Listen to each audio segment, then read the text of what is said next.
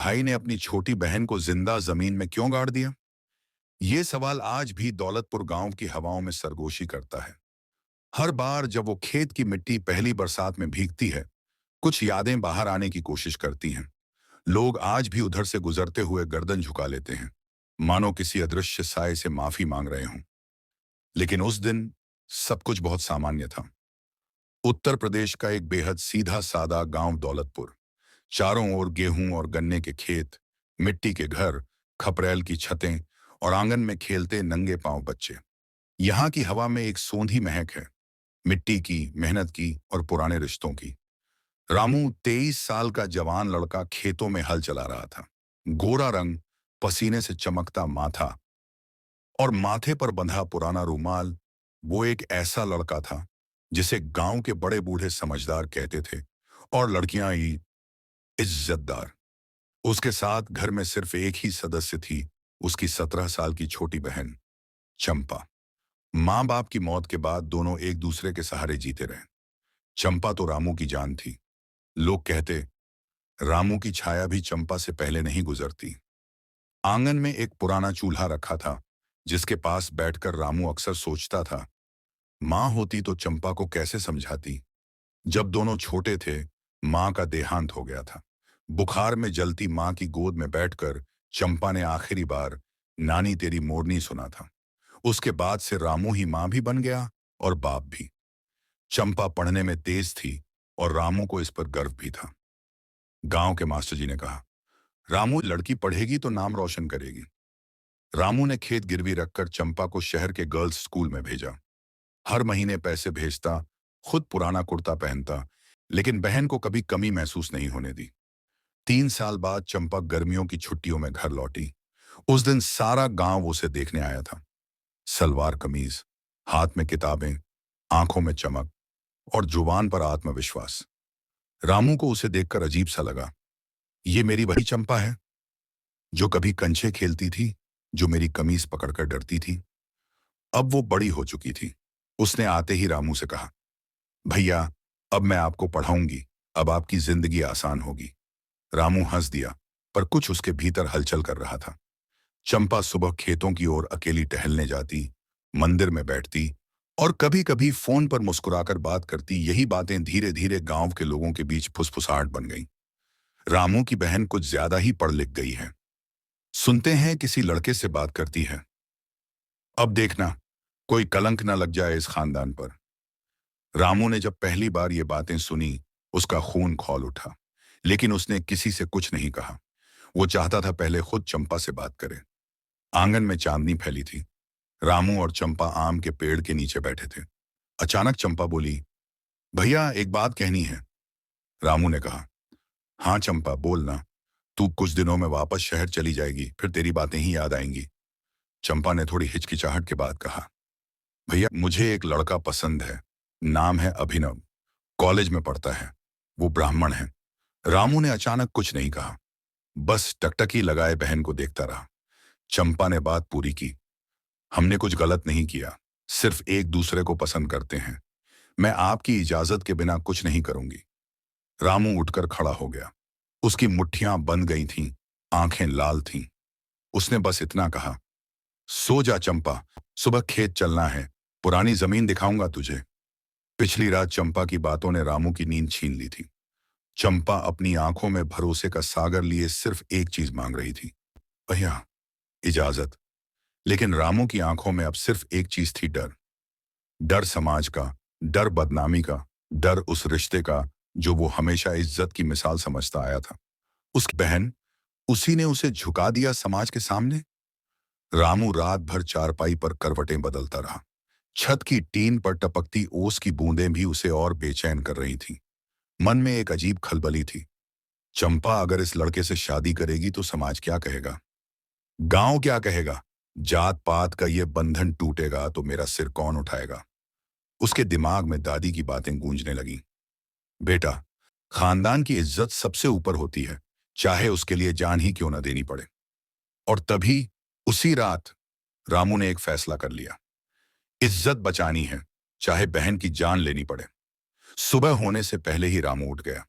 अंधेरे में खेत की ओर चला गया और अपने हाथों से पुराने कुएं के पास की जमीन को थोड़ा सा खोदने लगा। ये वही जगह थी जहां उनके पिता कभी खेत जोतते थे, अब वीरान पड़ा था। गड्ढा ज्यादा नहीं था, पर इतना गहरा था कि किसी का शरीर ढक जाए। उसने खुद से कहा, बस एक बार आंख बंद कर लूं, फिर सब शांत हो जाएगा। घर लौटते हुए उसने खुद को सामान्य दिखाने की कोशिश की। घर पहुंचते ही चंपा मुस्कुराई। तैयार हो भैया, खेत दिखाने चलना है ना? रामू ने सिर हिलाया। उसकी आंखों में आंसू थे, पर वो रो नहीं रहा था। एक नकली मुस्कान उसके चेहरे पर चिपकी थी। रामू ने चंपा को कहा, चल आज बाबूजी की जमीन दिखाते हैं। तू कहती थी ना बचपन में कैसे खेला करती थी वहां।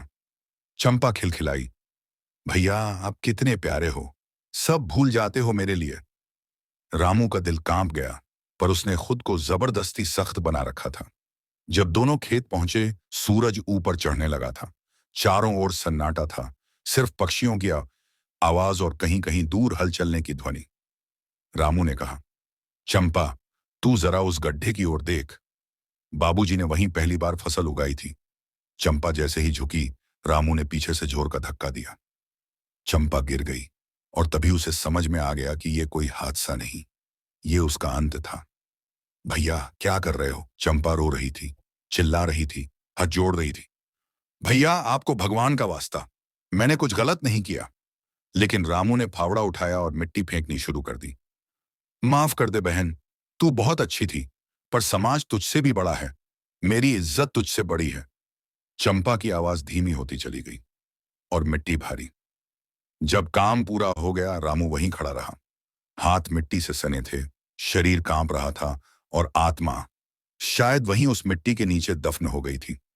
चंपा की चूड़ियां, दुपट्टे का किनारा, सब कुछ अब सन्नाटे में समा गया।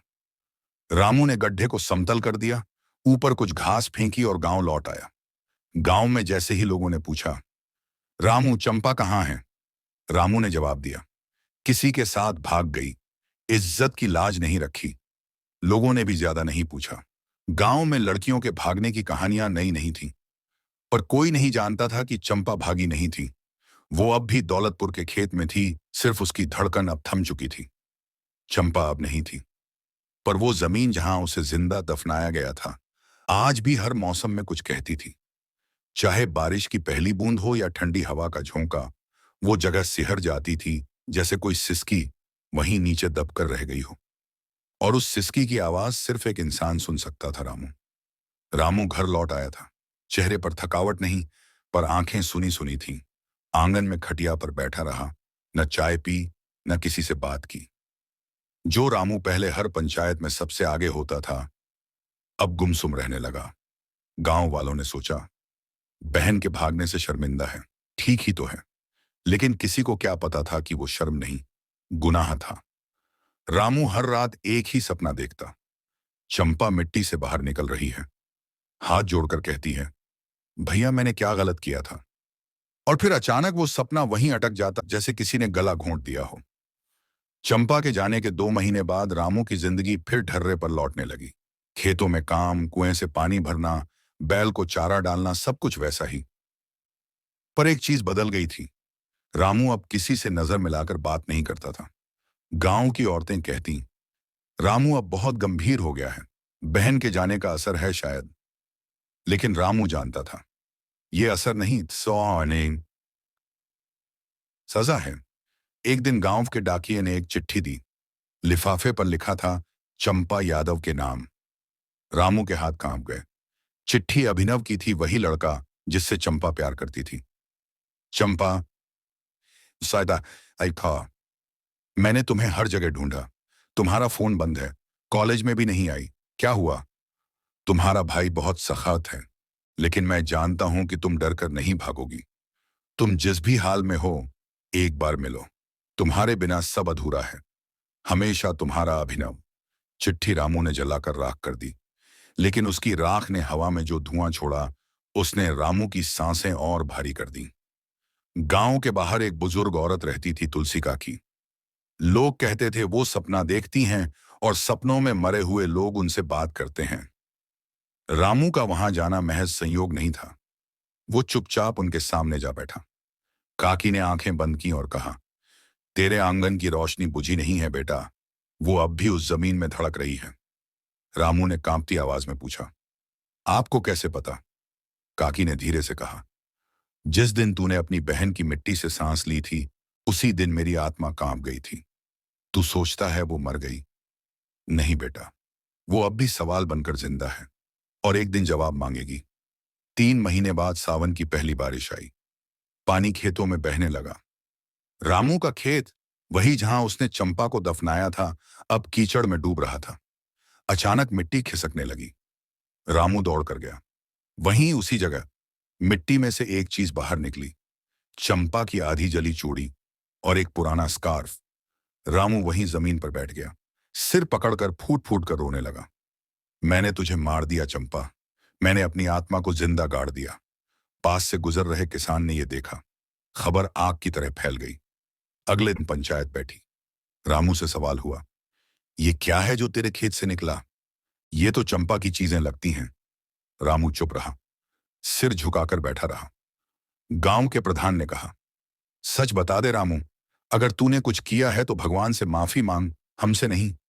रामू धीरे से बोला, मैंने अपनी बहन को जिंदा गाड़ दिया था, समाज की इज्जत बचाने के लिए। एक गूंगी खामोशी फैल गई। फिर किसी औरत ने कहा, इज्जत बच गई क्या? गांव की पंचायत अब चुप नहीं थी। रामू के मुंह से निकले उस एक वाक्य ने सदियों पुरानी इज्जत और रिश्ते की परिभाषा को झकझोर कर रख दिया। मैंने अपनी बहन को जिंदा दफना दिया। यह सुनकर गांव की औरतें कांप गईं, मर्दों ने नजरें झुका लीं और कुछ लोगों ने रामू की ओर घृणा से देखा। इसने बहन की हत्या की है। गांव के मुखिया ने कहा, रामू तूने जो किया है वो ना भाई कहलाने लायक है ना आदमी। हम तुझे कानून के हवाले करेंगे। रामू ने कोई विरोध नहीं किया। उसने खुद कहा, मुझे जेल नहीं तो सजा चाहिए, क्योंकि मैंने केवल चंपा को नहीं मारा, मैंने एक पूरी पीढ़ी के विश्वास को कुचल दिया है। रामू थाने गया और खुद को पुलिस के हवाले कर दिया। गांव वालों ने शिकायत दर्ज करवाई। चंपा की गुमशुदगी की फाइल फिर से खोली गई। खेत की खुदाई हुई और वहां से एक अधमिट्टी कंकाल बरामद हुआ, जिसमें एक स्कार्फ और टूटी चूड़ियां थीं। डीएनए टेस्ट ने पुष्टि की, वो चंपा ही थी। रामू को आजीवन कारावास की सजा हुई, लेकिन यह सजा काफी नहीं थी।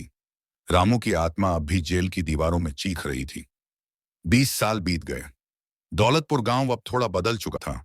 पक्के मकान बन चुके थे, इंटरनेट आ गया था, लेकिन रामू की कहानी अब भी हवाओं में तैरती थी। उसी गांव के स्कूल में एक नई महिला टीचर की नियुक्ति हुई। नाम था अनु शर्मा। गोरी सी, तीखे नैन नक्श वाली वो युवती बेहद शालीन थी, लेकिन उसकी आंखों में कुछ खोजने वाली बेचैनी थी। एक दिन स्कूल में बच्चों से बात करते हुए किसी बच्चे ने कहा, मैडम, हमारे गांव में एक आदमी ने अपनी बहन को जिंदा गाड़ दिया था। अनवी सन्न रह गई। उसने गूगल किया, दौलतपुर बहन हत्या मामला 2005। सब कुछ पढ़कर उसकी सांसें अटक गईं। वो खुद से बुदबुदाई, यही है मेरी मां की कहानी। अनवी कोई और नहीं, चंपा की बेटी थी। चंपा जब कॉलेज में थी तभी प्रेग्नेंट हो गई थी अभिनव के प्यार से, लेकिन उसने ये बात किसी को नहीं बताई। सिर्फ अपनी एक सहेली को खत में लिखा था, अगर मैं वापस ना आ सकूं और कुछ हो जाए तो मेरी बेटी को पालना। मैं उसे रामू भैया की तरह नहीं बनाना चाहती। वो खत सहेली के पुराने बक्से में सालों तक दबा रहा। जब अनवी बड़ी हुई और मां के बारे में जानना चाहा, तब सच धीरे धीरे खुला। अनवी ने रामू से जेल में मिलने की अर्जी दी। रामू अब बूढ़ा हो चुका था, सफेद बाल, झुकी कमर, कांपते हाथ। जेल के कांच के उस पार एक लड़की खड़ी थी, बिल्कुल चंपा जैसी दिखने वाली। रामू ने कांपती आवाज में पूछा, कौन? अनवी ने मुस्कुराकर जवाब दिया, चंपा की बेटी, आपकी भतीजी। रामू की आंखों से आंसू बहने लगे। क्या तू माफ करेगी मुझे? अनवी ने कहा, माफ नहीं कर सकती, लेकिन आपको भुला भी नहीं सकती। आपने मेरी मां को मारा, लेकिन मैं चाहती हूं कि आप जाने आपकी चंपा का खून अब भी जिंदा है। अब मैं लड़कियों को पढ़ाती हूं ताकि कोई और चंपा जमीन में ना गाड़ दी जाए। गांव की मिट्टी सब कुछ सोख लेती है, पानी, पसीना, खून और कभी कभी रिश्ते भी, लेकिन इंसाफ मिट्टी से भी उगता है। बस वक्त चाहिए। जमीन में दफन रिश्ते अब सिर्फ एक कहानी नहीं रही, ये एक आंदोलन बन गई। कहानी आपके दिल को छू गई हो, अगर चंपा की सिसकी आपको रात में सोने न दे, तो यकीन मानिए, ऐसी कहानियां हम हर हफ्ते लाते हैं सिर्फ आपके लिए। हमारा चैनल स्टोरी हब सिर्फ कहानियां नहीं सुनाता, वो आपके दिल की आवाज बनाता है। अगर आपको ये कहानी अच्छी लगी हो, तो हमें सपोर्ट दीजिए, सब्सक्राइब कीजिए ताकि अगली बार की कहानी आपसे छूटे नहीं। शेयर कीजिए ताकि और भी लोगों तक चंपा जैसी आवाजें पहुंच सकें। और कमेंट जरूर कीजिए, क्योंकि आपका एक शब्द हमें अगली कहानी लिखने की ताकत देता है। स्टोरी हब, जहां कहानियां सांस लेती हैं और रिश्ते मिट्टी से बाहर आते हैं। हम फिर मिलेंगे एक और सच्ची, गूंजती हुई कहानी के साथ।